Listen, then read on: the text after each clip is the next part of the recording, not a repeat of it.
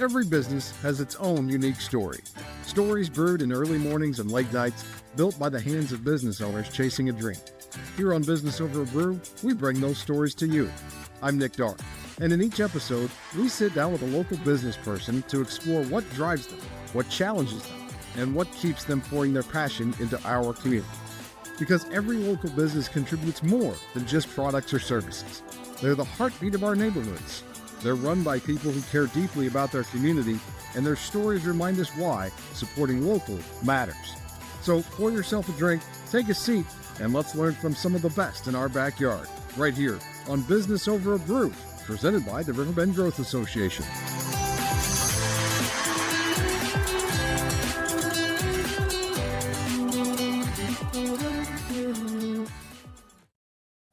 Welcome to Business Over a Brew. Nick Dar here with you, the show where we talk business with some of the Riverbend's most interesting and influential business people. Pleased to be joined in this episode by a relatively new business owner, DJ Belden with OB Slices. DJ, thanks for coming on the show. Oh, thanks for having me, Nick. This is awesome, man. Tell us a little bit about OB Slices, how it got started, and the name too. Yeah. So we'll start with the name, I guess. It's Olive and Basil. OB, they're my puppies. Ironically, I've never touched a pizza before. I had the dogs even, and then got the dogs, named them and everything, and then it just kind of came to just naturally. So when I started messing with pizza, I just needed to utilize that. Sure. So it's a little pizza shop downtown Alton here, just really kind of focused on making good food for better people.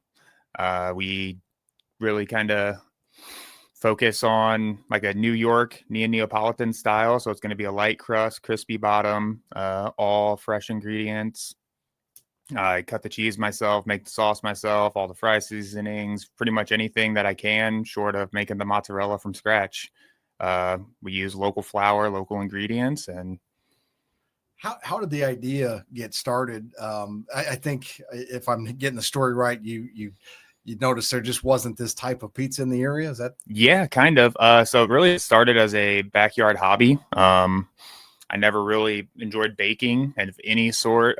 Dough was always, whether it, cookies or anything was just foreign to me. Always loved cooking. And then maybe 2 years ago, bought a pizza oven and started playing around with it. And I just wanted pizza that I enjoyed. And, there's good pizza in the area, but nothing that really blew my mind. Right. So this was something you were just doing at home. What was were you getting feedback from friends and family? Hey, man. Oh, yeah. Yeah, absolutely. Everything. And honestly, I kind of thought they were lying to me. They were too supportive. Things were going too well. Had a couple buddies book me for parties, fellow sport parents would have me come out and do events for them for like a bar mitzvah style stuff, things like that. And everyone just kept saying like, hey man, you really got something here. Hey, you really got something here. So I kind of dug into it a little bit deeper and tried to perfect the craft. So you kept going from there. You were doing it at parties. And then how did you come about the location? So that's kind of a mouthful there. So initially, it was just going to be a weekend hobby. I was just going to, maybe sell some pizzas out of the house, out of the garage, go do some events, maybe look into a food truck or something along those lines. So I started going through all the processing for a thing called cottage law. If you're familiar with that, basically it allows you to operate a small food service out of your home. But quickly they let me know that I can't use cheese or dairy. Okay. Cheese is pretty crucial for pizza, for me anyway. Sure. Yeah, you kind of got to have it, really. Yeah, really. So then I was like, okay, well, what's next? Like, do I throw in the towel here and just, okay, whatever, it's just not going to work out or what? So we went out and got a trailer. It's called a Little Hobo. It was like a 1972. Someone went through and gutted it and fully, re-waterproofed it, all that fun stuff. So it was a blank canvas. I was going to go ahead and turn it into a food trailer, a food truck. And then a week after we got that, the space up the road opened up. So where's the truck now? And how did you find it? So really the trailer we just found on Facebook Marketplace. Somebody had it out there. They had a baby. So they're like, we can't put any more time into it. They already put a bunch of time and money in it. And it was just an incredible deal. It's now sitting out at my in-laws' house, just basically in a field. Probably turn it into an actual camper now. Okay, that makes sense. Yeah. Sure. My buddy's like, you should still do a food truck with it. You can go more places. But I'm like, it's just me. I can only do so much, So, it's just sitting there for now. Well, and then the physical location, and you've got an interesting concept too. I know it's, you've got a special every day that sells out, right? Kind of. So I'm working on getting some daily specials going, or at least maybe something a little more consistent where it's weekly or monthly, something that people can actually order, not have to walk in and get it based on luck. But it's all pre-order based. Slices are walk-in, and then we always have the fries available. Did you grow up in the area? Yeah, Bethalto area. Okay. Born and raised in Bethalto, pretty much my whole life. Did you have entrepreneurial roots, or just no? Nothing. It's totally out of the blue. Completely out of the blue. I'm still surprised to this in this moment. Really, we've only been selling pizza. I think I've been open 15 days. Well, I know the recent story that came out was you were working a full-time job and trying to do this at the same time, but there's been some change in that area too, right? There has been, yeah. So a couple months of building this whole brand up and doing everything. I would go into work at 6 a.m. each day, get off at 2 or 3, head straight to the shop and do what I need to do, close up shop around maybe 9 p.m., do the dishes, all the grunt work, the stuff nobody enjoys, and then go home, go to bed, rinse and repeat. Then things started kind of catching a little traction and, with the brick and mortar. So I'd let my boss know on last Monday, I guess. And just to give him a heads up, like, hey man, like this is happening. It's kind of going a little better than I maybe expected it to. Just want to give you full transparency, but it was a real small shop. It was me, him, and then we had our front office lady. So I'm like, hey, I'm not going to leave you hanging, like whatever it takes, we'll grind through. And I didn't quit. I didn't give notice or anything. I was just like, hey, I don't know what's going to happen, but don't worry. I'm going to prioritize this. I'm going to, make sure you're taken care of.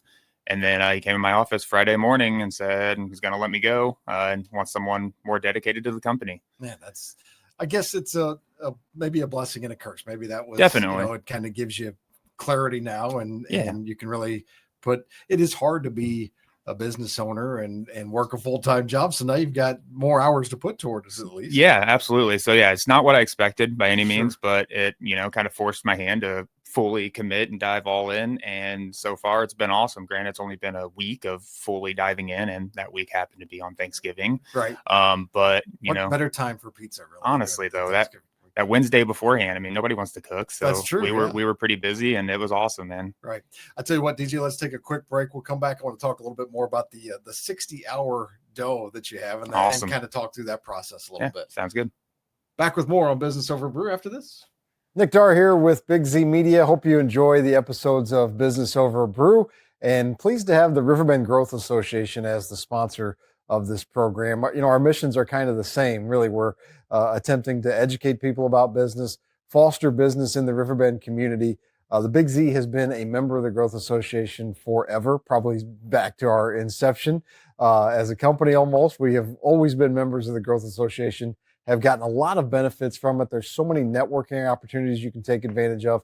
I've met so many great people just because I've been a member of the Growth Association and taken advantage of all the events that they have, plus just some of the resources they provide you, the relationships you build, just lots of great reasons to join the Growth Association. They do a lot of great things in the community as well. They highlight a different nonprofit every month.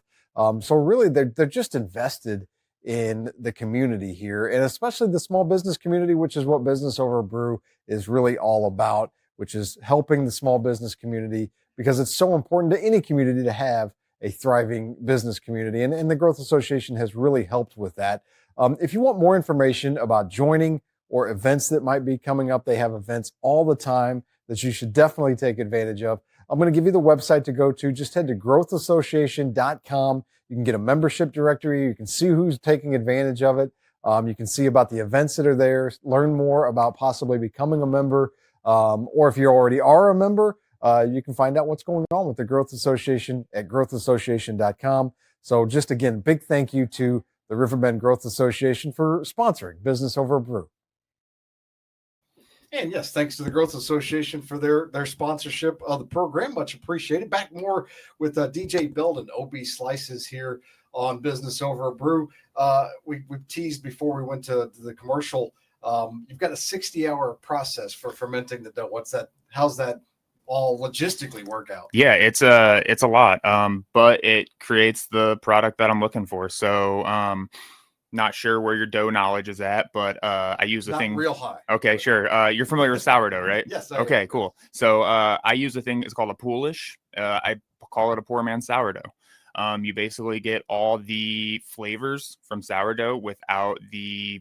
If you've had sourdough pizza before, it's almost a little firm. You got to pull the bite like a sourdough bread. So I get the flavors and pros of that, but without the texture.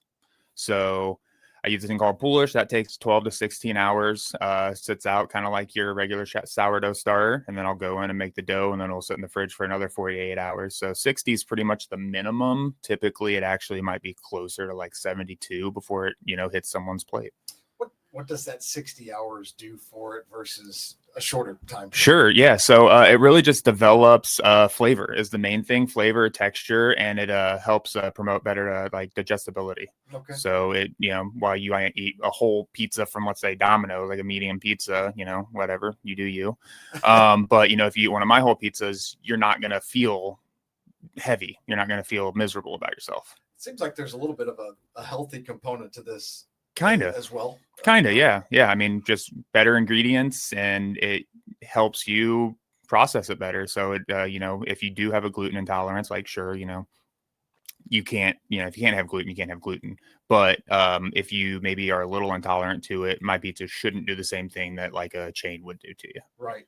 So we've talked about some challenges. Obviously, the biggest one being the job change, kind of unexpectedly. What have been some other challenges of starting the business? Yeah, just kind of running a one-man show. It's a lot. So I'll do pretty much everything myself, from the dough to the prep, service, cleanup. I'll fulfill all the orders, have to maintain all the equipment, run around and grab everything.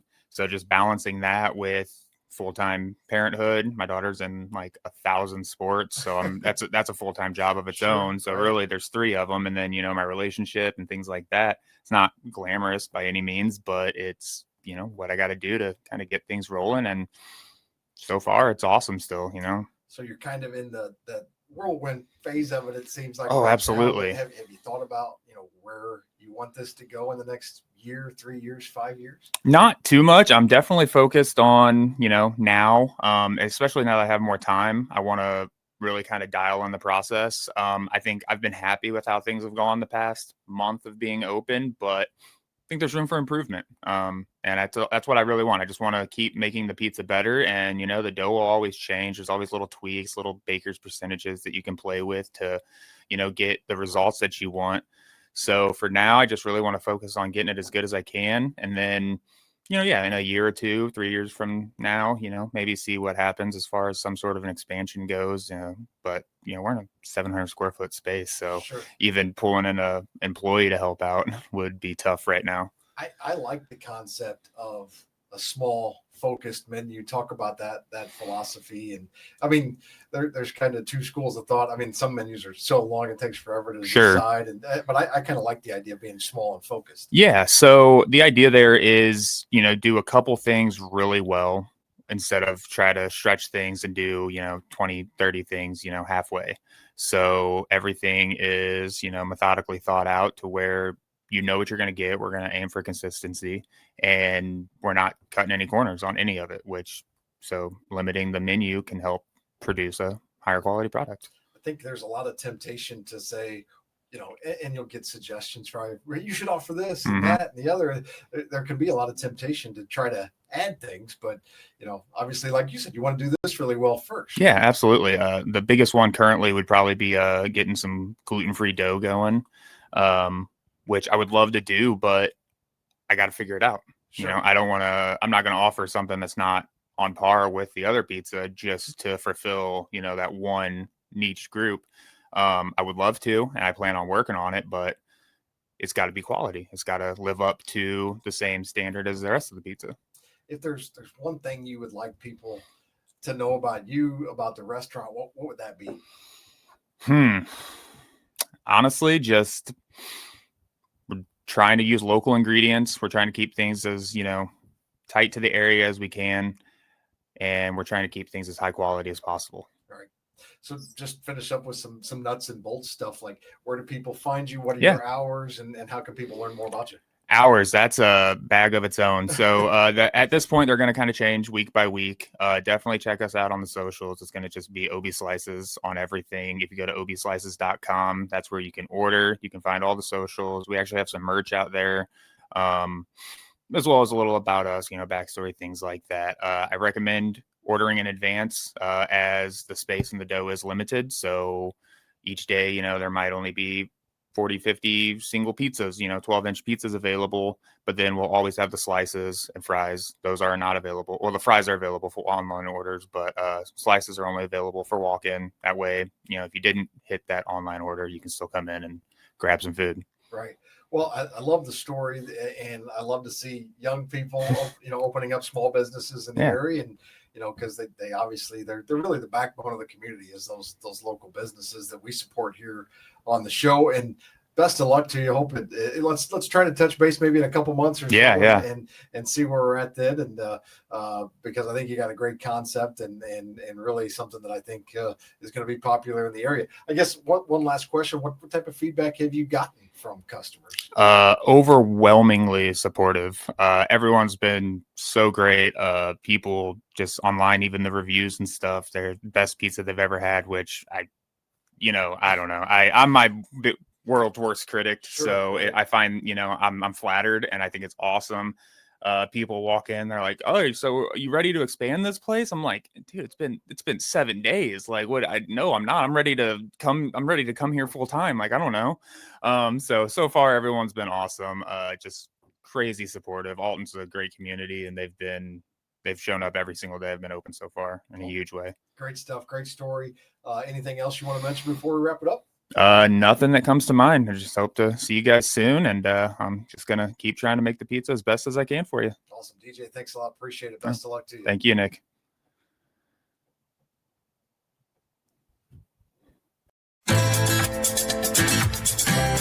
Thanks for watching this episode of Business Over Brew. If you'd like to support local business, first and foremost, shop local whenever you can. Secondly, liking, sharing, and subscribing to the show in whatever form you consume it would mean the world to us. To watch more episodes, visit businessoverbrewpodcast.com.